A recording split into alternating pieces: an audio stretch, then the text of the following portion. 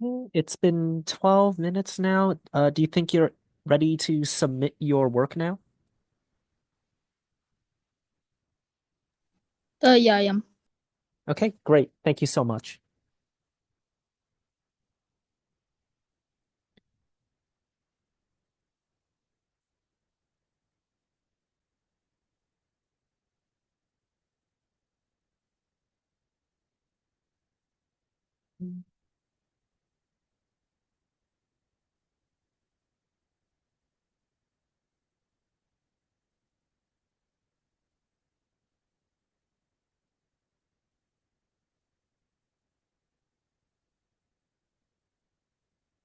Okay, here's what you wrote, and I'd like you to read it out to me, please.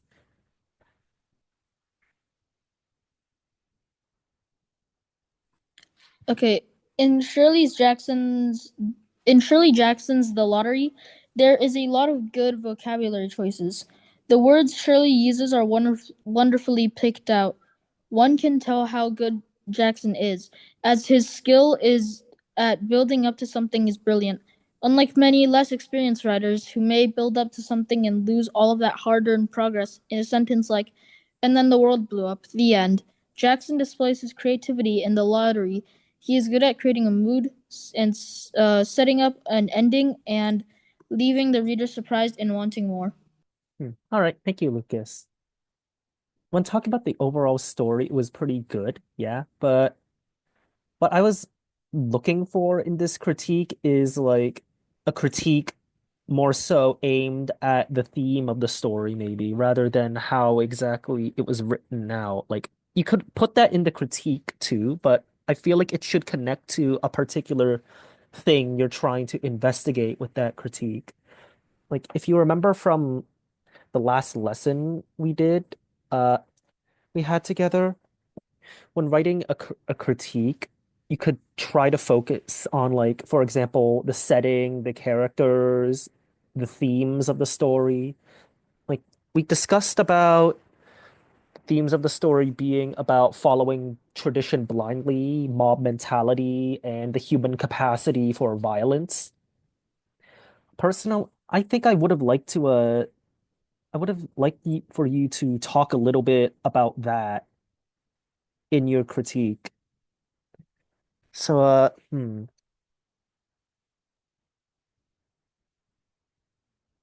if you are capable of remembering how everything was written out, I would like you to just write a paragraph around this size, talking about like critiquing one of the themes we discussed in the lottery. Like, just talking about how Shirley Jackson illustrates that theme as well. Do you think you're capable of doing that? Uh, maybe. Hmm. Okay. Do you need me to pull up the slides that talk about the theme of the story? Like, do you think that would help you? I think. Yeah. Okay, yep, just give me a second. I'll pull them up.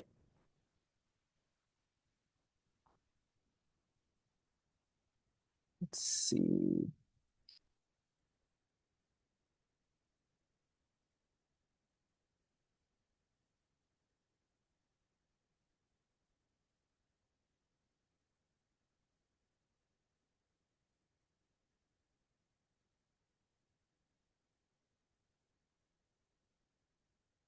Okay, yeah, so here they are. This was from the previous slideshow because I didn't put them in today's slideshow.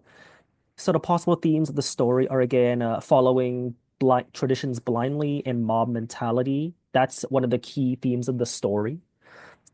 Another theme that is lesser known, the capacity for violence in the lottery. What I want you to do is write a paragraph of around the same size as this one you just wrote, talking about talking about that theme, like how well Shirley Jackson implemented that theme into her story, basically.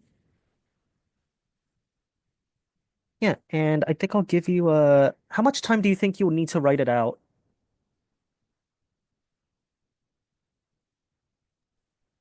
Uh, sorry, I kind of forgot what it was about. Right, okay. No worries. So the story, possible themes of the story, traditions and mob mentality. For example, like in the story, all the villagers, if you remember, all the villagers were following this tradition of participating in the lottery for several years. And then we have old man Warner being highly against ditching that tradition because of like, well, just for the sake of it being tradition and also following this belief of possible good harvest from it. Sorry, sorry, I meant the essay, like, as in, I kind of can't remember what the essay, or not the essay, the paragraph should be about.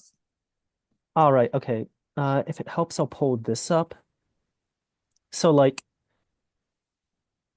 these are ideas of what you could analyze for the critique. So we talked on t last Tuesday about theme. So like on a scale of 1 to 10, for example, if you're pretend you're rating it on a 10-point scale, how well did the story speak to the reader? How well was a particular theme that you think was employed in the story conveyed? Like take into account what the message the author is trying to convey is and how that theme has been illustrated.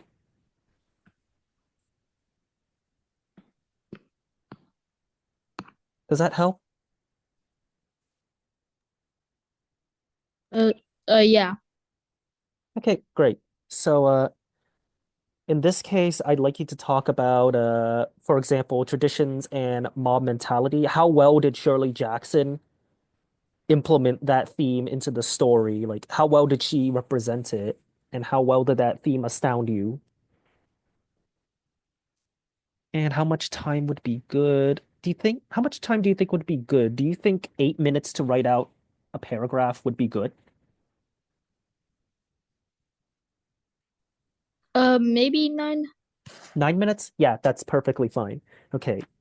Yeah, so I'll give you 9 minutes to write out a critique about that particular theme of the story then. And I'll keep this up in case you need me to flick to any slides that are relevant to what you're writing.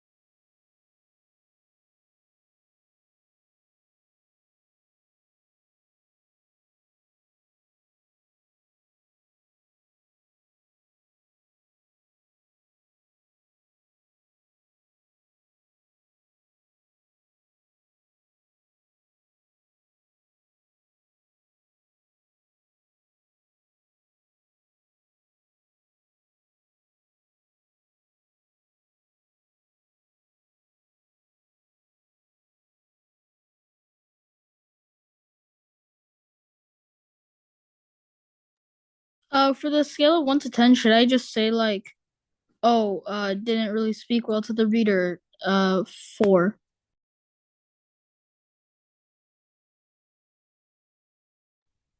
Sorry, my mic was muted for a second. When I say on a scale of 1 to 10, I don't really mean you should explicitly say on a scale of 1 to 10, I give this a 5 or a 6, for example. I'm just saying,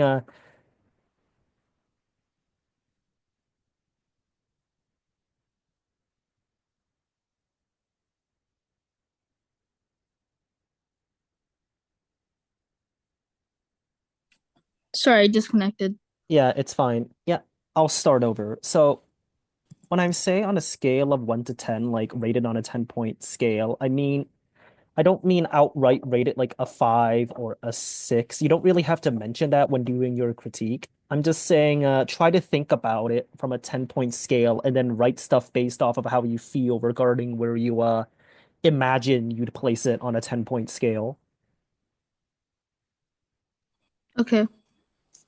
It's like you could probably just say all the stuff you want to say without mentioning a score. So like you could say all that stuff, but you don't really have to say I'd give it a 4, for example. I'll give Okay. you. How much more time do you need? Because I know you disconnected. I'm not sure if you lost all your writing. Yeah, I did. I forgot to copy it. Yeah. So, how much more time do you think you'll need? Should I give you another 6 minutes? Uh, yeah, that'd be good. Thanks. Yeah, you're welcome.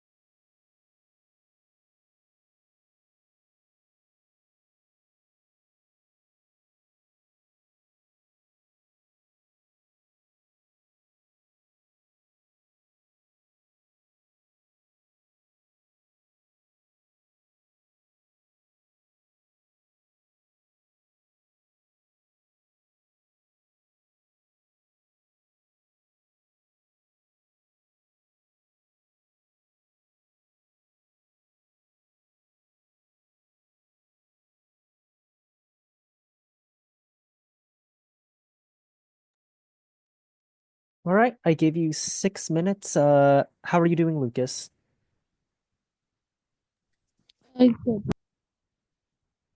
Sorry, I couldn't really hear you. Something sounded like it was in your mic. Oh, you finished. Okay. Yeah. Yeah, thanks a lot. Okay. Uh,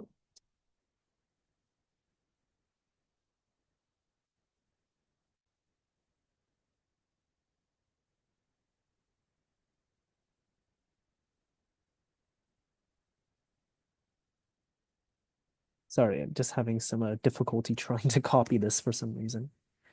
Okay, there we go. That should be good.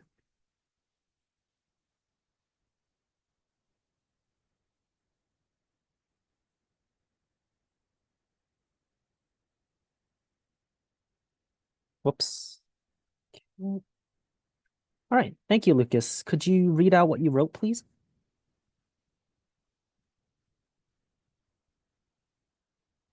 The Lottery, written by Shirley Jackson, does not speak about it does not explain a lot about the backstory of the town or even things that happen now, excluding the lottery. It is able to open the people's eyes and raise the issue of a human's capacity for violence and how a hive mind can be destructive and ineffective. Okay, great. Thank you, Lucas. Uh, Much better and more insightful critique than what you previously wrote. Great job. In the future, though, I would like to see you go into a little bit more detail with what you discussed. For example, how can it open people's eyes and raise the issue of violence within human communities? And how does it show that hive minds are destructive? But you did a good job talking about how you think the theme speaks well with the reader or how it doesn't in this case. Uh, yeah. So I do want to get into a little bit more. I do want to get to the rest of this class. You did a great job, Lucas. Don't worry. You'll get better at explaining these things in more detail with repeated practice. You might even have to do some of these types of critiques in high school, but that's not for a while. I might ask you to do another critique for a different book later, just to give a little bit of foresight on what might come next for our lessons. But overall, this is not a bad attempt. Very good job, Lucas. Again, in future, I would like to see you go into a little bit more detail about like why exact why you think, for example, in this instance, Shirley Jackson doesn't explain the themes of the story that well to the reader, or why you think that the story opens people's eyes to how a hive mind type of mentality could be very destructive for society. Yeah. So let's continue with some vocabulary exercises now. All right, so here's three words I'd like you to use. The first one is sine qua non, a noun. Sine qua non refers to an essential condition or a thing that is absolutely necessary for something. Solace is also a noun. Solace refers to comfort or consolation in a time of distress or sadness. So, for example, you could give someone solace when you know that someone close to them has passed away. Sophomoric is an adjective that means pretentious or juvenile or immature. Similarly, it could also mean possessing the characteristics of a sophomore, which refers to a high schooler. So, do you have any questions on the definitions of these words or how you could use them in sentences? No. Okay, great. So, I'd like you to write a paragraph of 7 to 8 sentences using those three words, and I'll give you 7 minutes to do so. You can get started.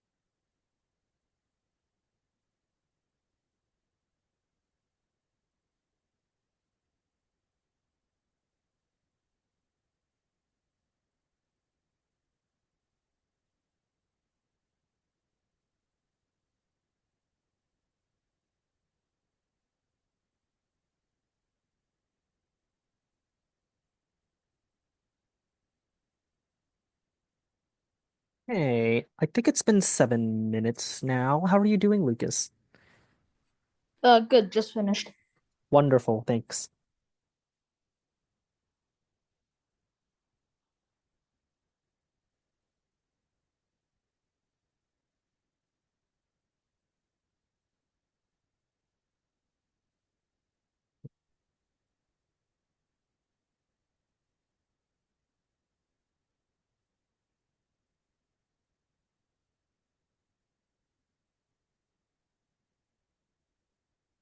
Oh, wonderful. Could you read out your writing, please? A period every human will go through is their teenage years. Everyone will or has had the feeling of getting on the school bus early in the morning where the cold air and foggy atmosphere provide a little solace to the incoming nightmare of a day. The sophomoric jokes and slang thrown around in the bus is refreshing as you sit down with your friends. A big part of high school and your teenage years are your friends. They can lift you up and make tough times just a bit easier. Friends are the most important thing you can have outside of grades, and they have always been. They are the sine qua non to kids. Wonderful. Thank you, Lucas. Yeah, great piece of writing. Yeah. Used all the definition, all the words very good. You understood the definitions of them greatly. Yeah, I like the way you use them too, like the descriptions relating to like how people feel on a school day or when just hanging out with their peers or cohort. Wonderful work, Lucas. I can't find any really obvious grammar or punctuation or sentence structure errors too.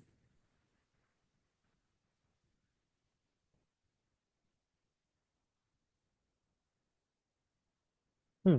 Actually, over here, I'll just put have because the way the sentence was previously written, whoops, it seemed like you're saying everyone will or has had, and saying will had doesn't really make any sense. So I put have on there to just to like indicate how the word will be used.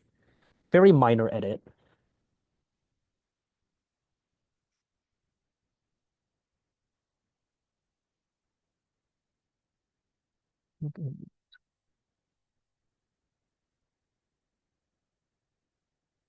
To kids.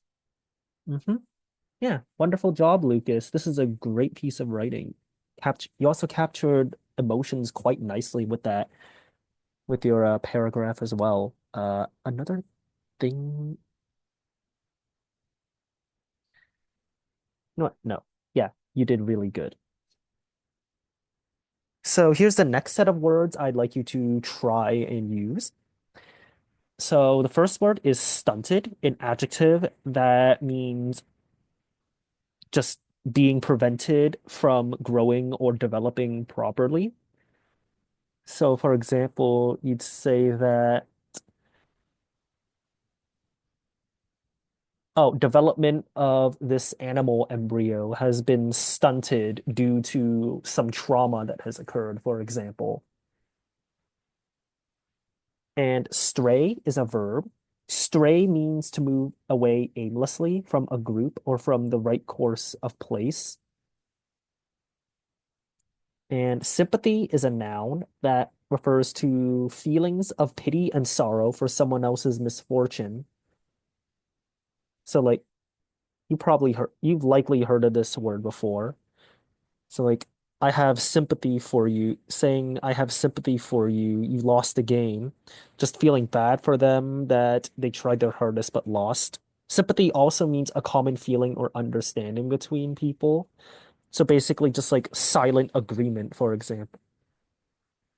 It's like silent agreement with someone else's thoughts for or feelings, for example. Any questions about how to use these words or no? No. Okay, wonderful. So I'd like you to write another 7 to 8 sentence paragraph, and I'll give you 7 minutes once again to do so.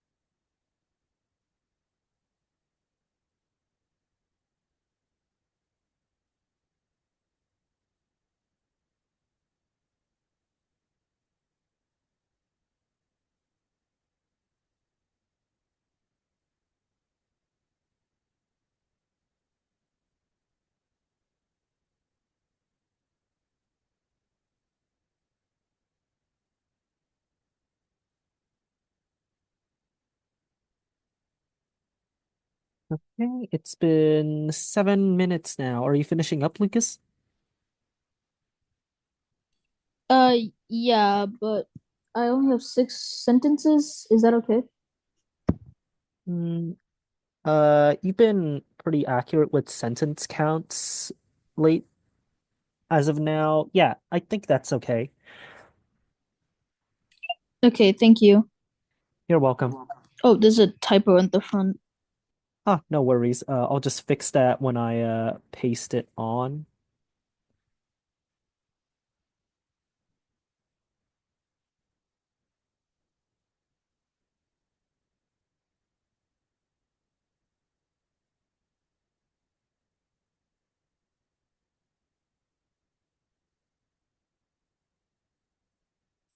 Mhm.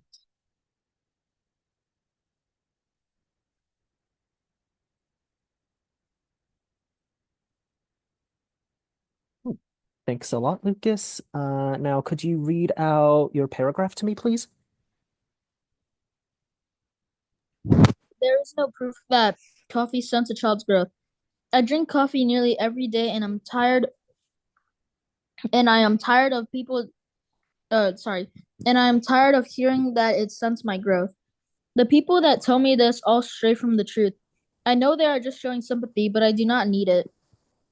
The only real way coffee could stunt your growth are if you drink it late at night, which prevents your body from being able to release HGH. I will stand a coffee addict until I am put to rest. Okay, thank you, Lucas. Yeah, good use of the words. Used stray and stunts very well. Regarding sympathy, I wouldn't use the word sympathy here. Uh, so sympathy is again refers to feelings of pity and sorrow or common understanding between people. It does hmm, it doesn't feel like it makes sense to use the word sympathy in the context of people showing it when they're telling you that they're just straying from the truth. Uh, I would rather use the word concern here and use the word sympathy somewhere else. So let's get rid of this. But use the other two words wonderfully. Uh, Also use the wrong type of there at the start. So, okay, let me just cross all of this out.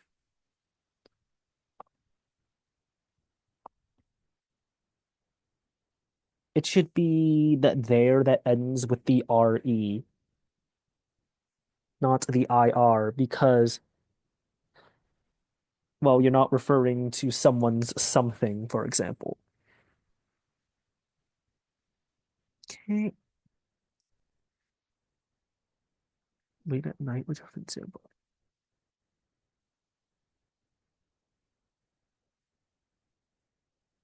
And a coffee addict until I am put to rest. I'd add a comma over here as well. And just trying to think of a place where I could put the word sympathy.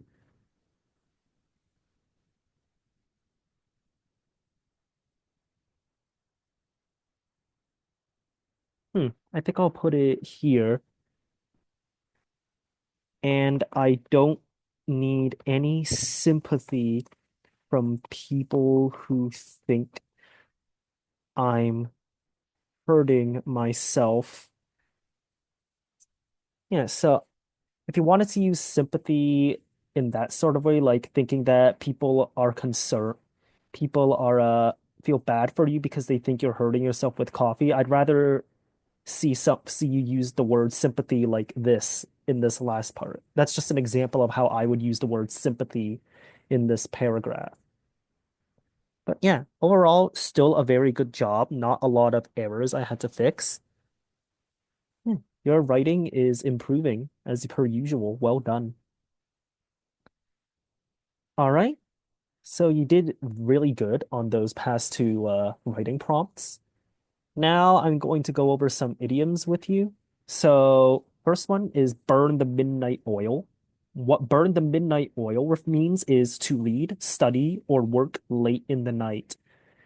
So when someone says, "Oh, I have to burn the midnight oil tonight. I got an exam early in the morning tomorrow." It means is this guy is going to intensely study for that chemistry exam in that context. And walk or walking on eggshells is another idiom that means to be extremely careful with your actions and words. Because like, well, when you're walking on eggshells, you'd want to be careful not to break any break any of them as you walk on them, or else you'll pierce your foot with the eggshell. So that's kind of what like so the meaning of that idiom is similar to the literal definition. Okay. And I'd like you to write about a pretend scenario in a workplace using both of these idioms, and I'll give you 8 minutes to do it. Do you need any clarification on the idioms I presented? No. Okay, great. Again, 8 minutes to write about that pretend scenario.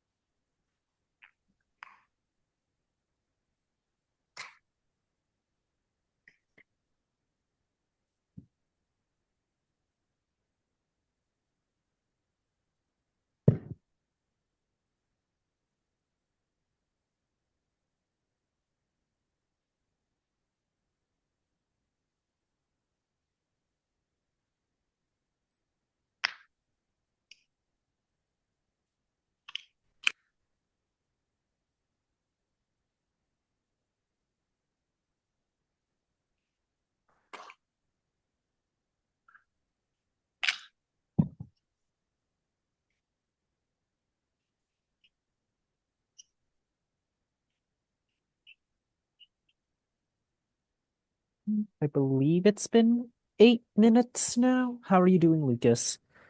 Okay, yeah, I just saw that you submitted it. Thanks a lot.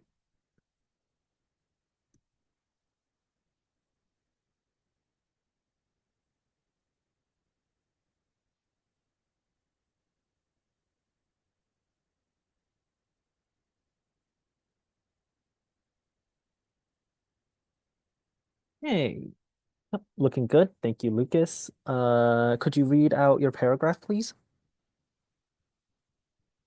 Stephen, Janet, or Janet and Stephen worked. Sorry, that should be Steve. Janet and Stephen worked a boring office job that paid the bills but didn't allow any luxurious items. They had lost thousands of dollars for a harassment charge that had been filed against them. They constantly had to burn the midnight oil just to make the extra dollars that so that they could save for a better car or new clothes. They walked on eggshells in their neighborhood now because they had lost that case against their own neighbors. Their life wasn't how it was a couple years ago, but that was the consequence of their actions. Very mysterious. Thank you, Lucas. Yeah, great story. You use both idioms very well. A few things I'd like to fix regarding grammar stuff. So when you said didn't allow any luxurious items, you mean, oh, you mean it didn't allow for them to purchase those items. I see. Okay.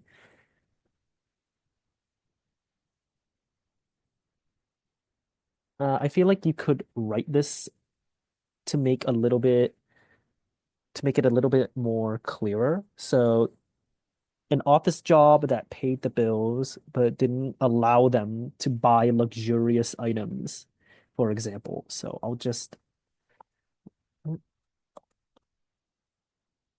or we could keep Annie, but instead say it didn't allow them to buy any luxurious items.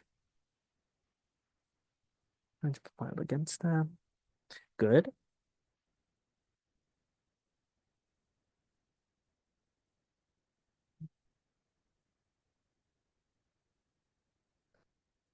Good. So neighborhood should be spelled with an H over here.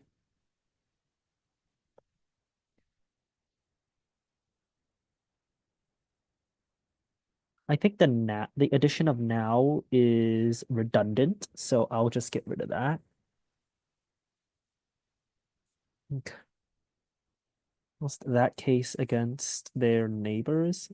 When you don't bring up the case prior, unless you're trying to bring emphasis onto a particular thing for comedic effect or something like that. For general conversation or writing, I just use a rather than that. You can use that for very particular storytelling. If that's what you were implying, then good job. You could totally do that. But if you're just writing a general paragraph, like a general story, I'd use a instead of that.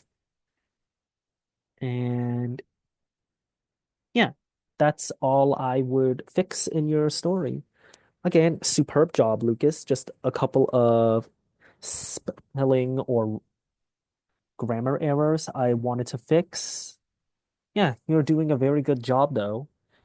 It's really good. Okay, so to cap off the lesson, I'm going to go a little bit into the hero's journey.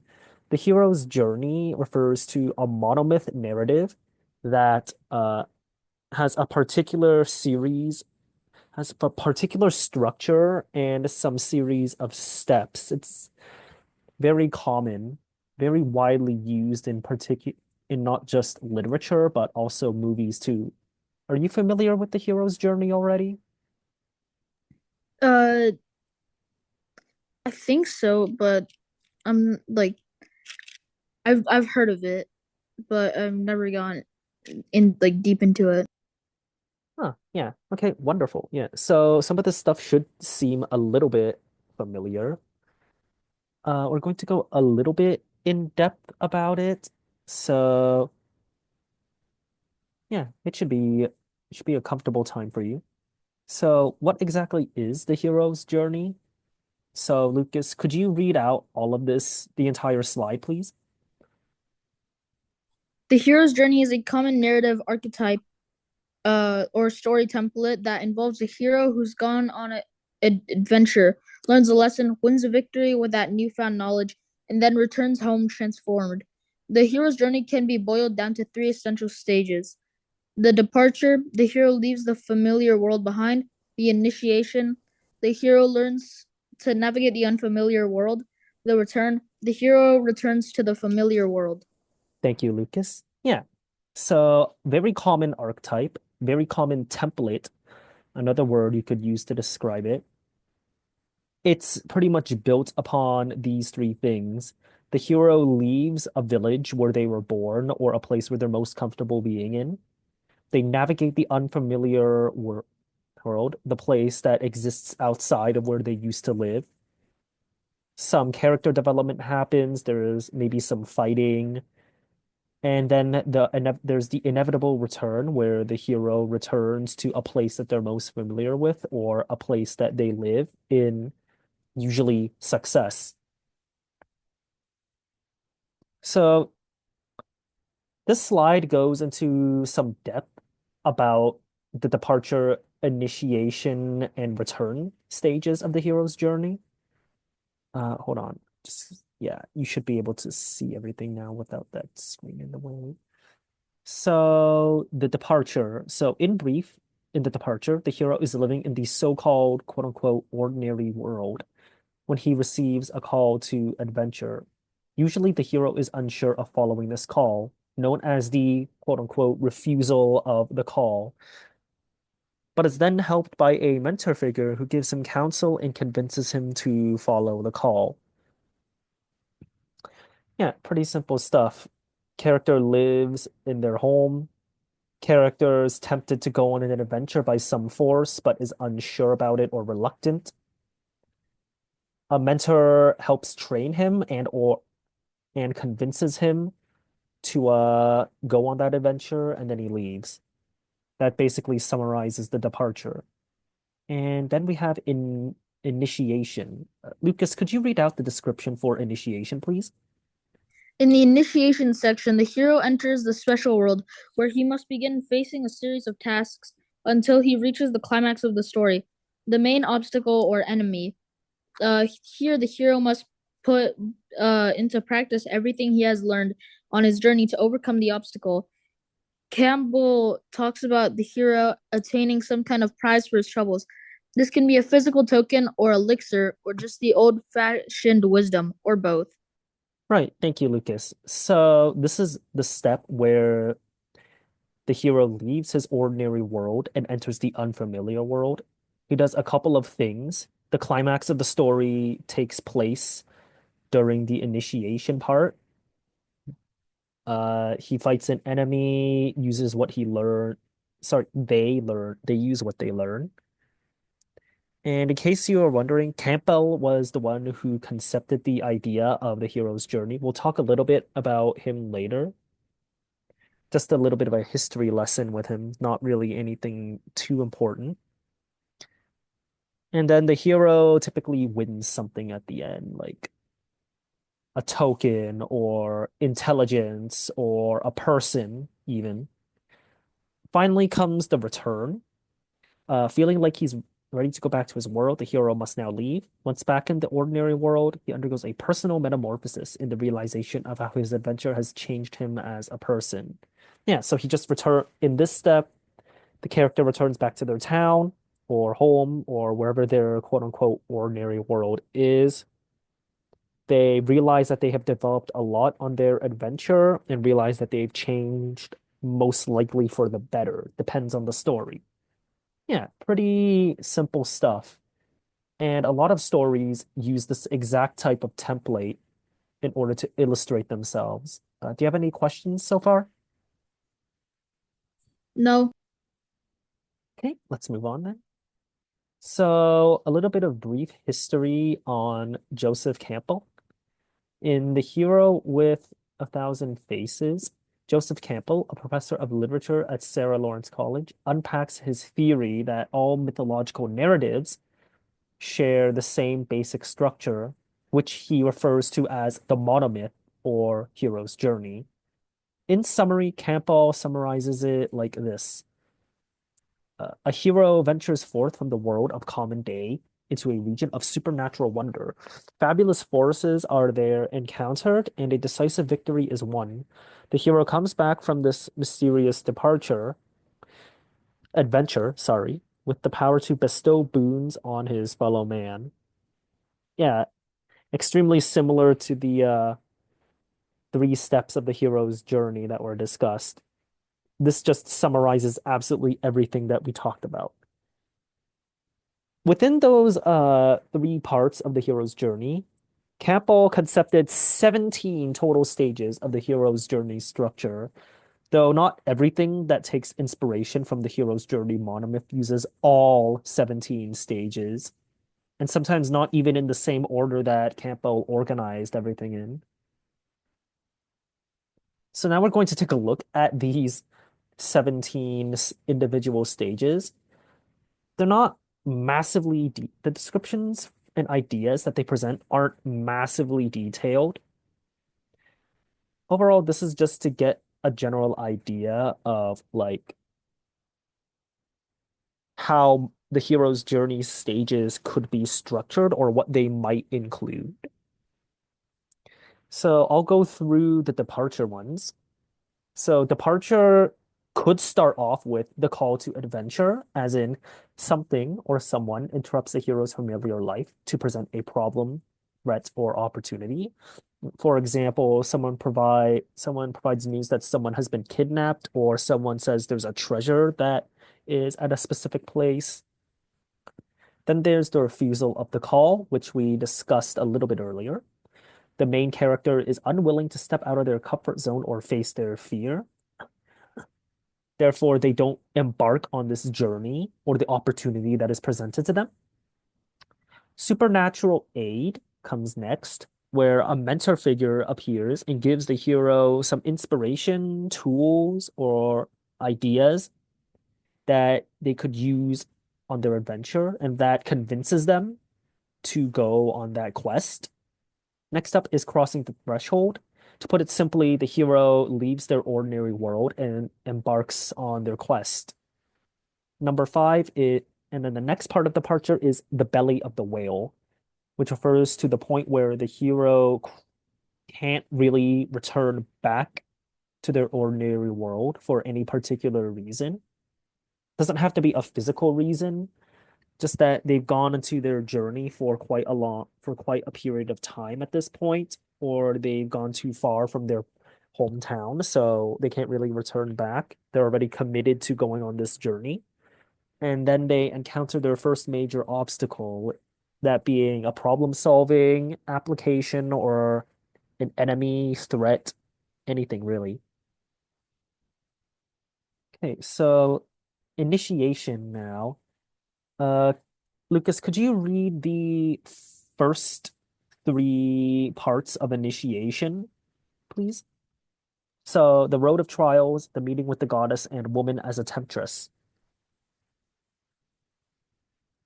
The Road of Trials. The hero must go through a series of tests or ordeals to begin his transformation. Often, the hero fails at least one of these tests. The meeting with the goddess. The hero meets one or more allies who pick him up and help him continue his journey. Woman as temptress. The hero is tempted to abandon or stray from his quest. Traditionally, this temptation is a love interest, but it can manifest itself in other forms as well, including fame or wealth. All right. Thank you, Lucas. So, yeah, after the first obstacle, the hero goes through some more obstacles. Sometimes he struggles, sometimes he passes them with ease. And then with the meeting of the goddess, yeah, this just refers to the hero meeting an ally or some allies who team up with them and continue their journey together. Sometimes the woman as a temptress is just a term to say oh, at this point in the story, there's something that's distracting the hero, something that's distracting the hero from fulfilling the main goal or the reason why they went on this quest. And it's called Woman as a Temptress because typically in the past where males dominated the main character portion of these hero's journey monomyths, that temptation to abandon the quest is in the form of a love interest of the opposite gender. Sometimes this can be represented as other things, such as fame, wealth, treasure. All right, and now, Lucas, could you read these three, the other three parts of initiation, from atonement with the father to the ultimate boon? The Atonement with the Father. The hero confronts the reason for his journey, facing his doubts and fears and the powers that rule his life. This is a major turning point in the story. Every prior step has brought the hero here, and every step forward stems from this moment. Apotheosis. As a result of this confrontation, the hero gains a profound understanding of their purpose or skill. Armed with this new ability, the hero prepares for the most difficult part of the adventure, the ultimate boon. The hero achieves the goal he set out to accomplish, fulfilling the call that inspired his journey in the first place. Great. Thank you, Lucas. Good job. Yeah, so the hero finds out why he went on this journey, confronts it, steps forward. This is typically where the climax is. Apotheosis, the confrontation concludes. The hero understands their true purpose, the reason why they went on the adventure, or the skill. This is also a part of the climax as well. And then the ultimate boon is when the hero succeeds in fulfilling the exact reason why he went on this quest. All right, now for the overall return. I'll go through these parts. So, refusal of the return. If the hero's journey has been victorious, he may be reluctant to return to the ordinary world of his prior life. Basically, he wants to stay in this new lifestyle that he has uncovered through going on this journey. The magic flight. The hero must escape with the object of his quest, evading those who would reclaim it. He's basically taking the objective of the quest and then returning without facing consequence from the enemies. Rescue from without. This mirrors the meeting with the goddess. The hero could receive help from a guide or rescuer in order to make it home. So basically, some unseen force or some larger force that aids the hero in making their escape and concluding their adventure. The crossing of the return threshold. The hero makes a successful return from the quote unquote unknown world to their own ordinary world, like their hometown. Then comes the Master of Two Worlds, where we see the hero achieve a balance between who he was before his journey and who he is now. Basically, self-reflection and comparing himself from who he was before he went on the journey to after. This means balancing the material world with the spiritual enlightenment he has gained. What that means is he's balancing who he is as a person and what he has learned from this journey he went on. And finally, the freedom to live, which is basically leaving the hero to be at peace with their life. Now that their adventure is over, they can continue living normally. Yeah. So these are the 17 stages encompassing the entire hero's journey monomyth. Again, not every hero's journey includes all 17 of these stages. In fact, many of them only possess a fraction of these stages, some of them out of order within their own parts. Like sometimes in the departure, for example, the stages have different orders. So for instance, crossing the threshold could come before supernatural aid. So like the hero embarks on their quest, they could be struggling with their major obstacle, and then a mentor appears in order to help them to continue on the adventure they already set out on. Yeah, and those are the 17 stages. So, do you have any questions? No. Okay. And we are out of time, so tomorrow we're going to resume here. Like, we're going to look at an example of the hero's journey tomorrow in the form of Star Wars, very popular film. Turns out it actually does use the hero's journey monomyth, and you'll see why next class. So, yeah, have a good rest of your evening, and I'll see you on Thursday. You too. Bye. Bye, Lucas.